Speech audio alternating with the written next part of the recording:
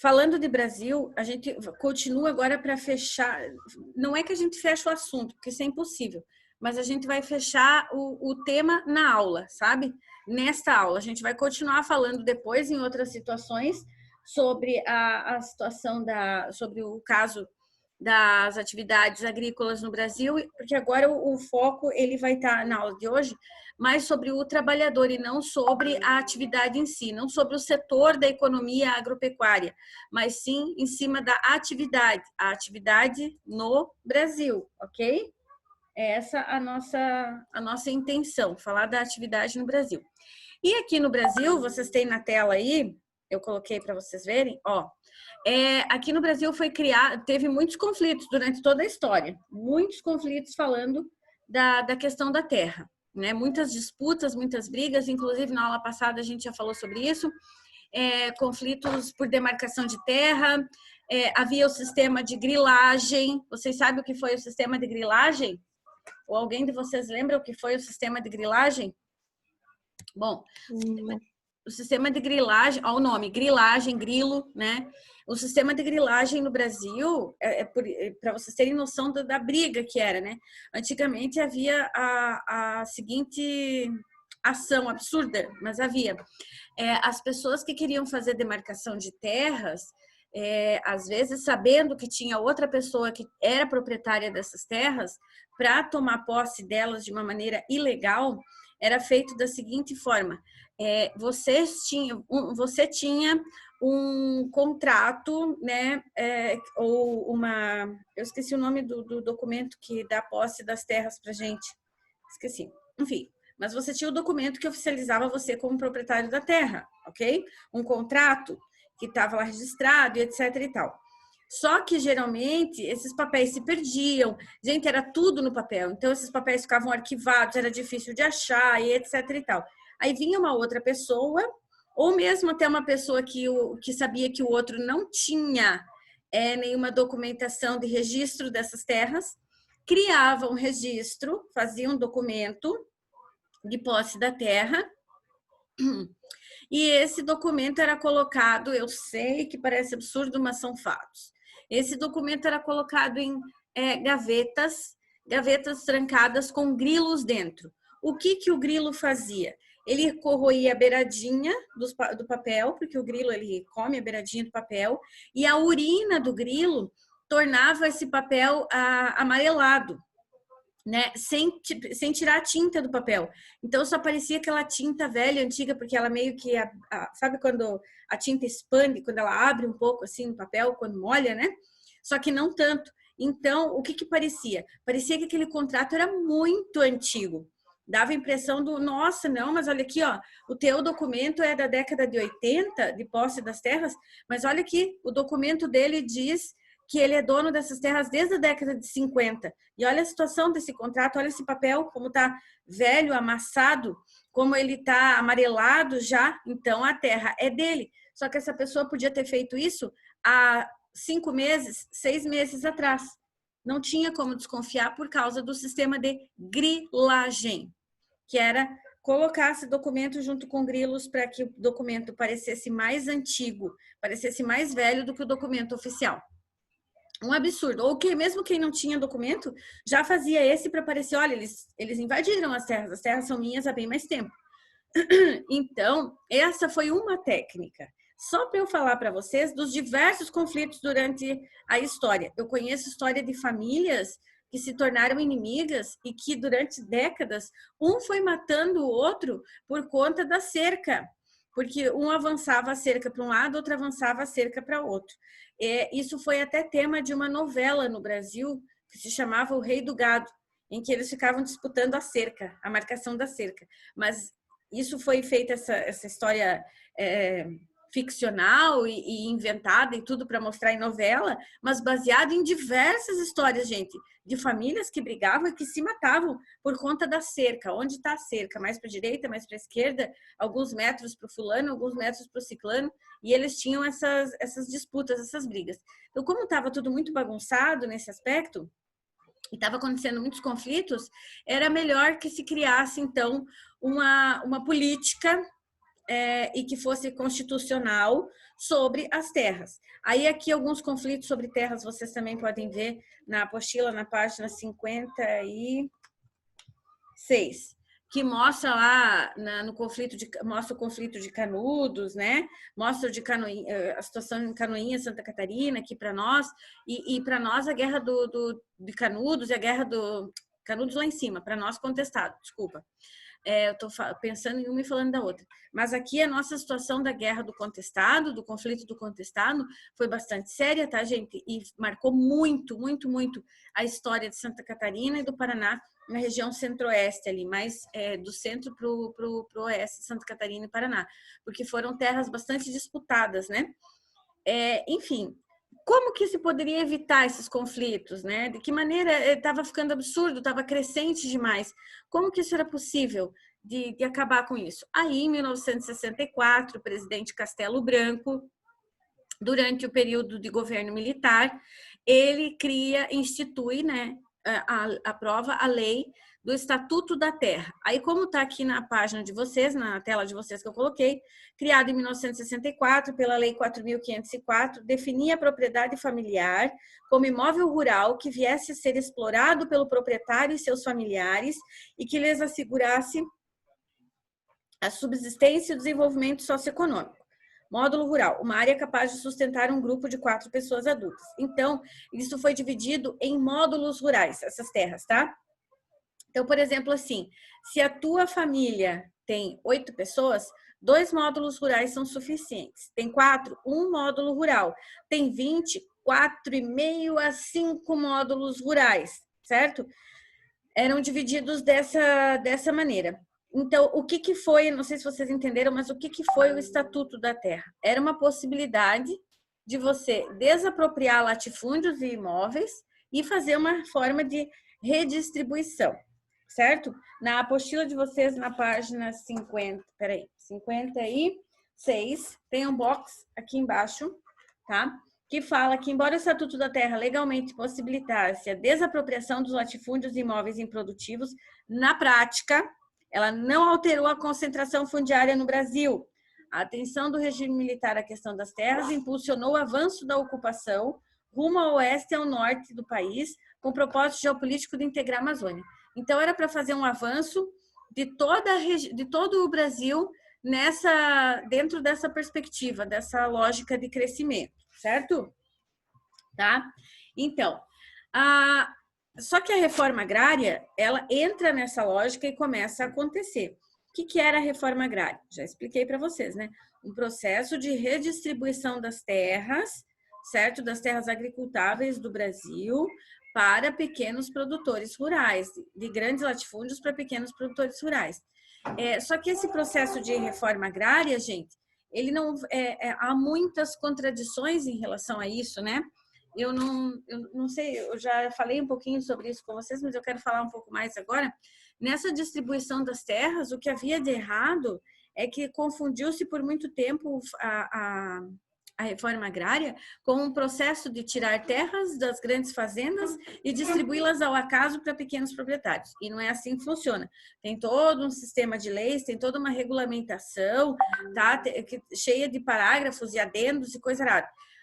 A terra não tá esse grande latifúndio, digamos, está com uma parte dele que está desativada ou que não está produzindo há 5 anos, certo? Para começar a pensar em tirar as terras de um produtor rural, de um grande latifundiário, tem que se ter uma prova, tem que ter prova de que essa terra está obsoleta ou está sem prática agrícola, sem criação de gado, há pelo menos 5 anos. Uma vez comprovado que está há 5 anos sem produtividade nenhuma aquela terra, comprova-se assim que ela não está cumprindo a sua função social. A partir do momento que ela não está cumprindo sua função social, o governo tira essa terra do latifundiário e pega para ele. Essas terras ficam em nome da União, não vai entregar de bandeja para ninguém, fica para a União, fica para o governo brasileiro. Aí o governo brasileiro vai lá e investiga ou abre lá os arquivos de quais são as famílias que estão na ordem lá esperando terras agricultáveis para produção, os pequenos produtores rurais que estão sem terra. Aí esses pequenos produtores rurais que estão sem terra, eles são assentados nessas áreas, certo? E eles têm que começar a produção. Eles vão pagar por essas terras que não são gratuitas. Já expliquei, né? Não são gratuitas essas terras. O pequeno produtor que vai ganhar do Estado, ele vai usar ela para produzir e, a partir da produção dele, pagar essas terras para o governo. Entenderam? Então, ela não é tirada aleatoriamente, é feito todo um processo. E detalhe assim, é mais longo o processo, né? Provou-se que não está produzindo há 5 anos, manda-se um ofício avisando o proprietário das terras, um alerta para ele de que essas terras estão improdutivas e podem entrar em situação de redistribuição de terra. Ele vai ser tirado da terra dele, vai ser redistribuída. Ele tem um período de tempo. Eu estava vendo lá, não é 6 meses ou 1 ano, é entre 6 meses e 1 ano, depende da região, depende do lugar, né? E essa terra é dado esse período para começar a produzir. Não começou a produzir, é dado um segundo aviso. E aí, a partir de então, se nada for feito de fato, aí o governo tira, mas essas terras passam para o nome da União, e quando é feita a redistribuição de terras para pequenos produtores, enquanto eles não pagarem todo o valor que o governo pediu, não é passado para o nome deles, certo? Então, tem toda uma situação. E eis que na década de 80 surge um movimento chamado MST, certo? O que era o MST? Movimento dos Trabalhadores Rurais Sem Terra. Onde surge o MST? Na cidade de Cascavel, lá no Paraná. É o primeiro lugar onde eles se reúnem e formam o Movimento dos Trabalhadores Rurais Sem Terra, certo? O que era para ser esse Movimento dos Trabalhadores Rurais Sem Terra? Um grupo de pessoas que trabalham pela terra, só que não tem posse de terra nenhuma no momento. Então, essas pessoas, o que elas esperam com isso? Elas esperam que o governo, a partir do momento que desaproprie terras improdutivas, devolutas, entregue essas terras para eles produzirem, para poderem pagar e comprar elas, certo? Para passarem a ser os novos donos. Eles formam um grupo para ter uma organização dentro da sociedade civil que vá exigir esses direitos de uso da terra para produção. Até porque, como está na nossa Constituição que a terra tem uma função social, a primeira alegação que se dá é que essas terras, estando produtivas há algum tempo, elas não estão alcançando o objetivo delas, que é de produzir, a função social da terra, de produção e de alimentação, principalmente de subsistência para famílias locais, certo? É criado o MST, então, na década de 80, no 1980, né? Na Constituição de 88 está escrito que o objetivo do Estatuto da Terra é fiscalizar e também alertar o governo de terras improdutivas, né? Na verdade, esse é o objetivo do MST. O MST entra com esse propósito, com esse objetivo de fiscalizar e alertar o governo de terras improdutivas. Como que eles vão alertar? Fazendo invasões. Tá? Aí é que entra o problema. Talvez o método que eles utilizaram não tenha caído muito nas graças da população brasileira, né? Porque tem muita gente que é contra esse tipo de fiscalização ou alerta ou coisa assim, né? Que diz que invadir terras que não são suas nunca é certo, né? Tá, enfim, entre favoráveis e contrários, não nos cabe aqui agora o julgamento, mas sim conhecer os dados, né? E as situações que aconteceram no Brasil. Aí vem esses projetos de reforma agrária. O que é a reforma agrária? É a distribuição de terras devolutas, terras improdutivas para pequenos produtores rurais, para cumprimento da função social da terra. É isso, certo? Pegar terras devolutas e passar para pessoas que vão trabalhar nelas para poder pagar elas e fazer da terra algo que cumpra a sua função social de produtividade, tá bom? Dentro dessa perspectiva. Aí na apostila de vocês, eu queria que vocês acompanhassem comigo agora bem rapidinho.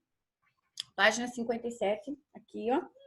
Tá escrito assim: em 1993, a Lei nº 8.629, sancionada pelo então presidente Itamar Franco, definiu a classificação das propriedades rurais de acordo com sua dimensão.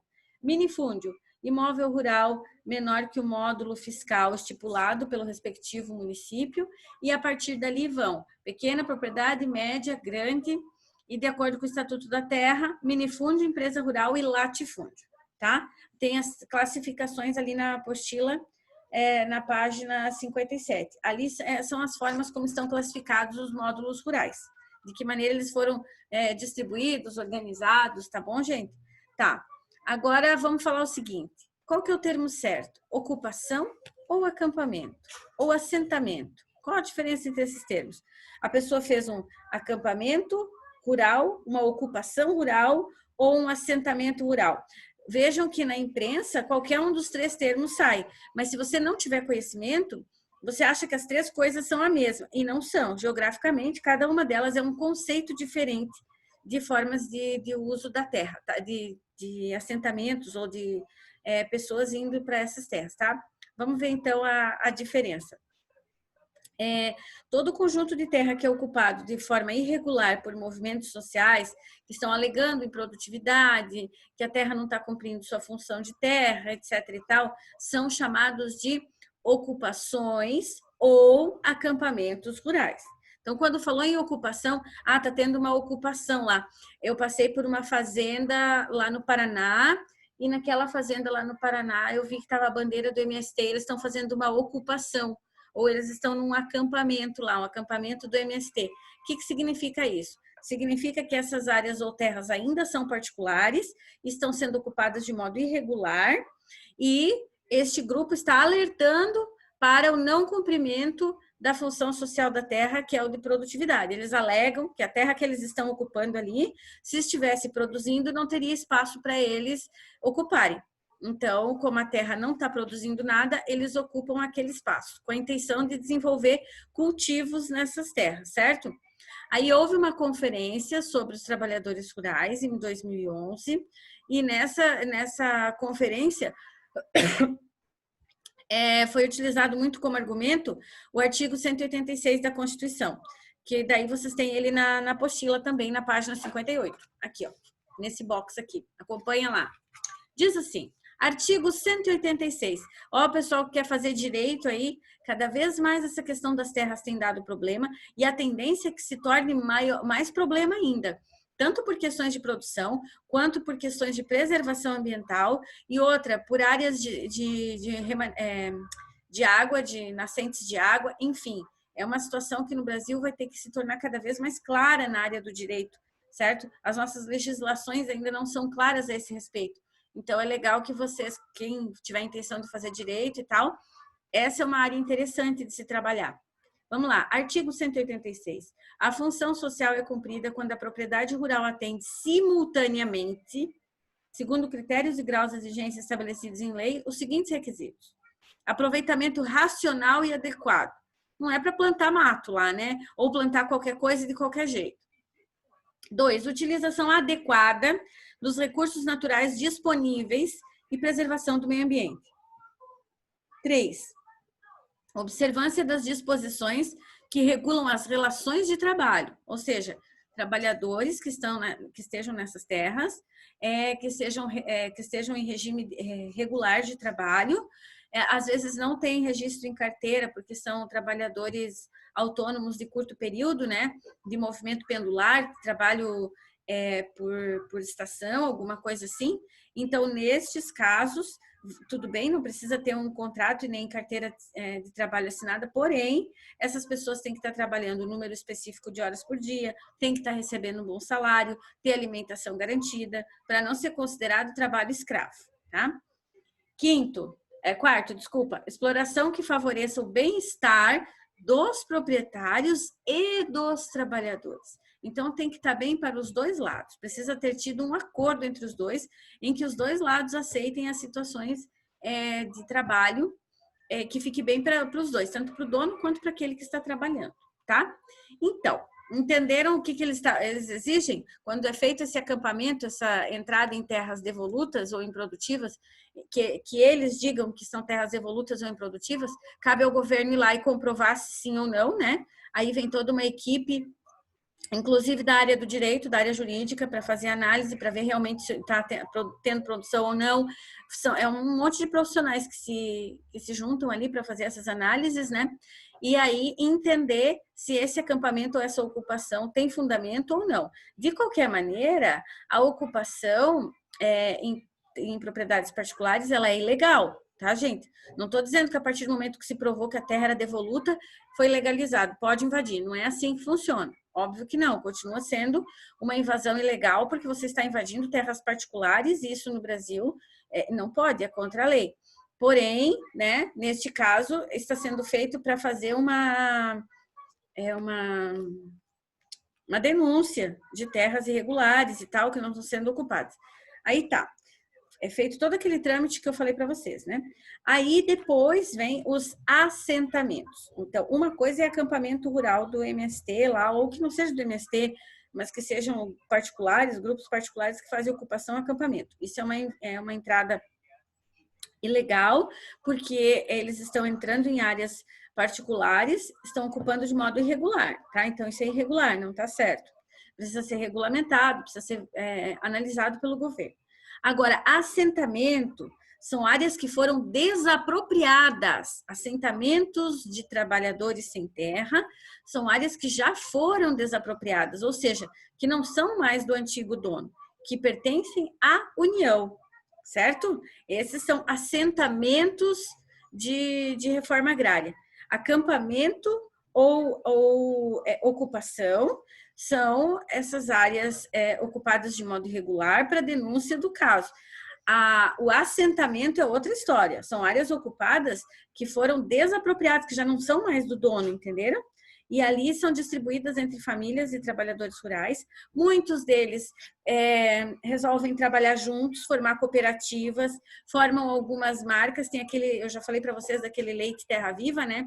Aquela marca de laticínios Terra Viva, que é de um grupo de pequenos produtores rurais que estavam sem terra e foram assentados pelo governo. Ou seja, está tudo legalizado, eles trabalham ali, essas terras agora são deles. Em termos, são da União até que eles paguem por essas terras. Mas assim que eles terminam de pagar, as terras são deles. E se eles não terminarem de pagar? A União toma de volta, é deles, é do governo, daí nesse caso, né? Então tá, aí ali o que eles podem fazer? Construir as suas moradias e desenvolver suas práticas agrícolas ou de criação de animais, enfim, tá? O que eu vou dizer sobre a reforma agrária?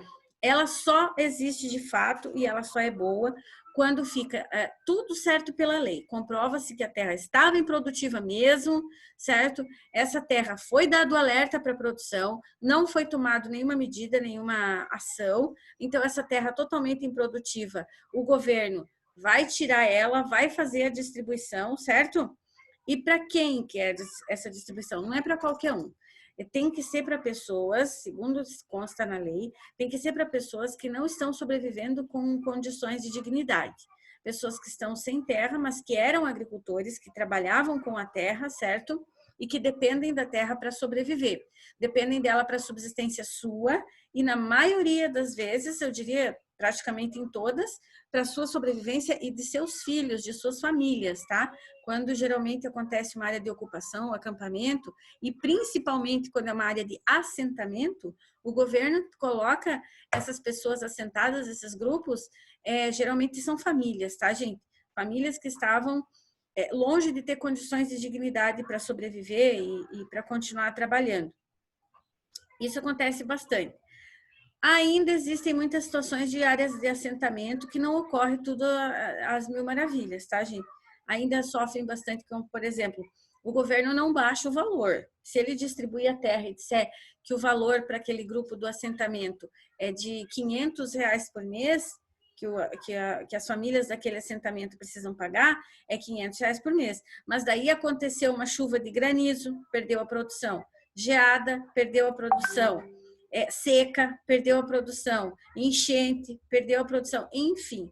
E aí, esses trabalhadores, do mesmo jeito, são cobrados, tá, gente? Eles têm que dar conta dos R$ 500 por mês lá que eles assumiram. E por causa disso, porque às vezes não tem esse apoio, em caso principalmente de situações climáticas, né? De adversidades climáticas ou de fatores de intemperismo mesmo, por conta de não terem esse tipo de apoio, muitos acabam perdendo a terra.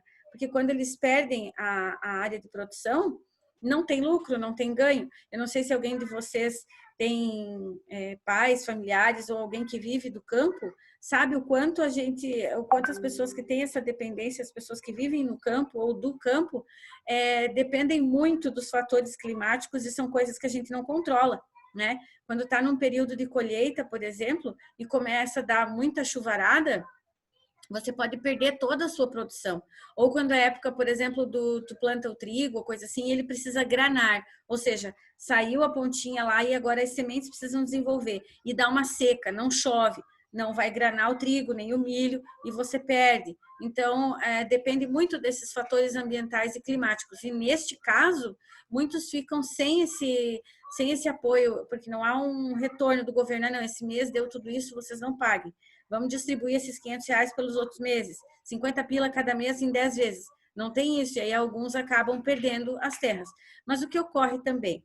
Como os latifundiários reclamam muito quando tem suas terras retiradas, eles dizem, então tá, então agora quem vai fiscalizar o governo somos nós.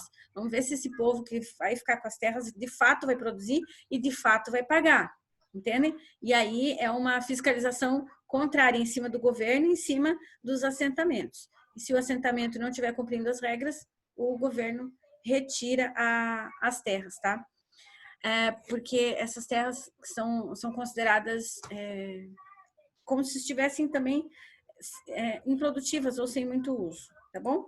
Depois aqui, a gente, na página... Agora a gente vai olhar mapa, tá? Página 60. Olha lá. Principais destinos de produtos agropecuários brasileiros.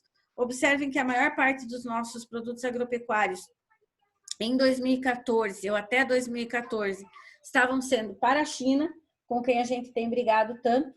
Nós continuamos vendendo para a China, para o Oriente Médio, para os Estados Unidos, para todas essas regiões, para a Europa, para a Ásia, outros lugares da Ásia, a Federação Russa, né?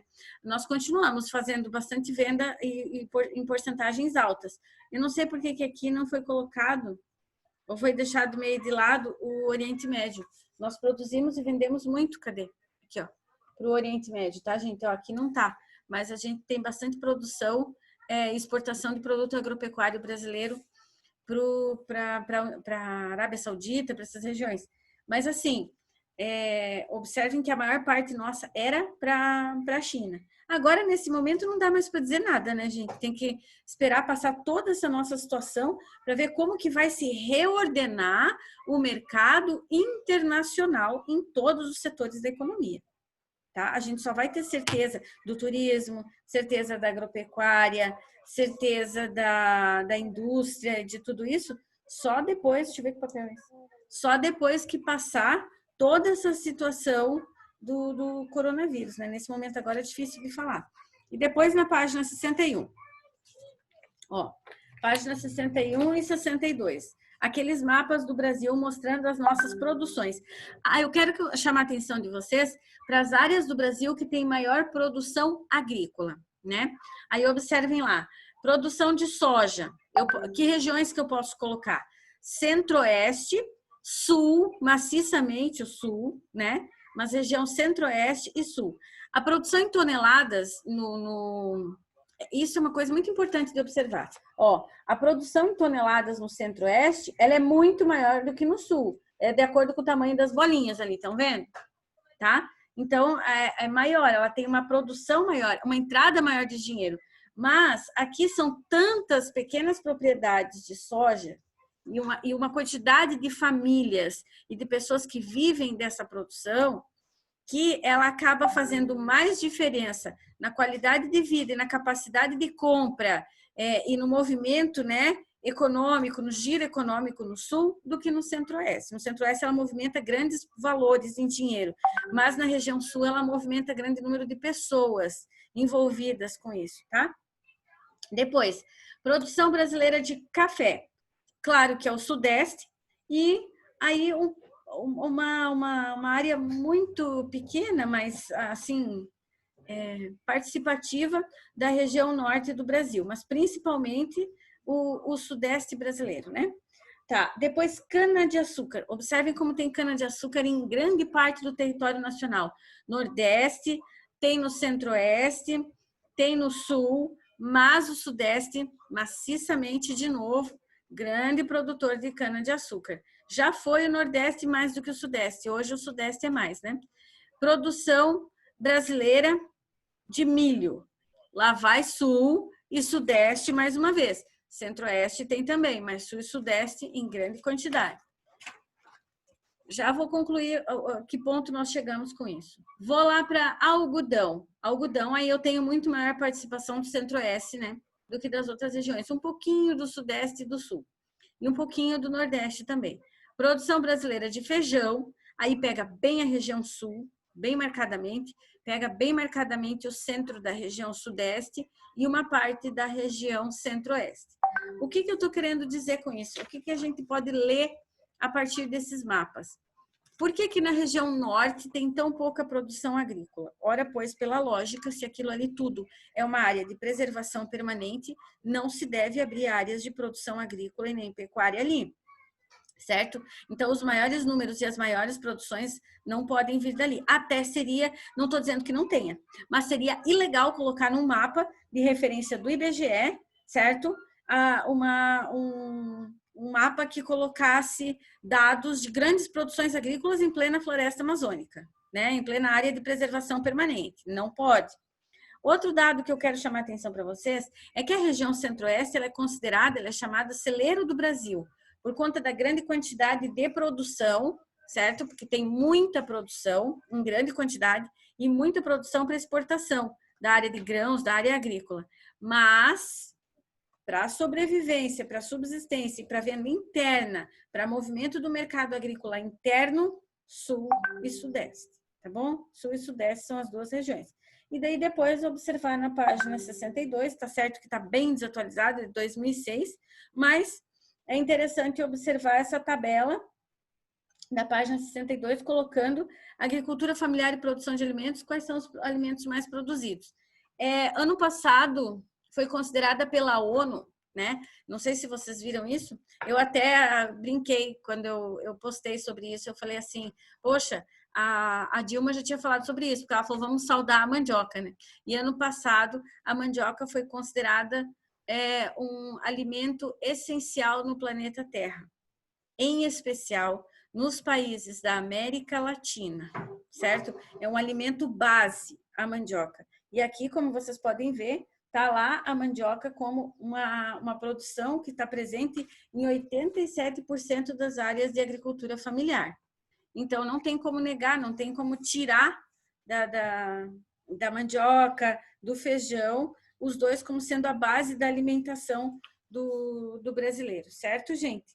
Então, assim, ó, até aqui eu expliquei para vocês para fechar a unidade. Aí, hoje, vocês têm esse trabalho para fazer, certo? Ó, presta bem atenção. Vocês têm esse trabalho para me entregar hoje. Quem não mandou ainda, né? Tem até hoje para mandar. Tem que assistir o documentário, porque é importante escrever sobre ele, comentários dele. Mas eu fiz o meu sem colocar nada, sem comentar nada do que estava no documentário. Então, faz de novo. Certo, gente? Faz de novo. Porque o objetivo é que vocês usem o documentário para poder fazer essa análise socioambiental dos impactos decorrentes da atividade agropecuária, tá bom? E assim, vocês têm trilhas para fazer também. Tem trilha de geografia e trilha de sociologia para fazer até sexta-feira. Por terem as trilhas de geografia e sociologia, pela questão de ter esse trabalho que é para me entregar hoje, então vamos fazer assim, e como também são férias, é um tempo para descanso, né? Para a gente poder colocar as coisas em ordem, organizar as nossas atividades. Então, a gente faz assim, eu não vou passar nenhum trabalho, nada diferente hoje. Mas aí, mandem esse trabalho que era para hoje, mandem ele certinho, façam com qualidade, façam com empenho, façam com uma observação de análise mesmo. Projetem o que vocês vão ser daqui a pouco. Qual é a ação, a atividade que vocês vão ocupar? Que profissão vocês vão se formar? Nada a ver, né, professora? Eu quero fazer engenharia aeroespacial. E eu estou estudando a área agrícola do Brasil. Tem tudo a ver, sim, certo? Porque na engenharia aeroespacial você vai construindo um monte de tipo de aeronaves pequenas também, não só grandes, não são só foguetes gigantescos, mas você pode produzir implementação ou incrementação de drones e tal, que podem ser usados na área agrícola. Então, não existe. Todas as áreas hoje estão conectadas e todas elas têm relação com o setor primário, que é o setor de produção agrícola. Tá bom, gente? Assim, acho que a gente já falou bastante coisa sobre o espaço agrário, sobre a produção do sistema do sistema primário, do setor primário, né, da economia. E aí, na volta, a gente fala ainda algumas coisas, eu vou mostrar mais alguns vídeos, a gente faz mais algumas análises, mas, por enquanto, façam esse trabalho, façam as trilhas e a gente volta a se falar amanhã, tá bom? Beleza, gente? Beijo para todo mundo. Bom proveito. Tchau, professora. Tchau.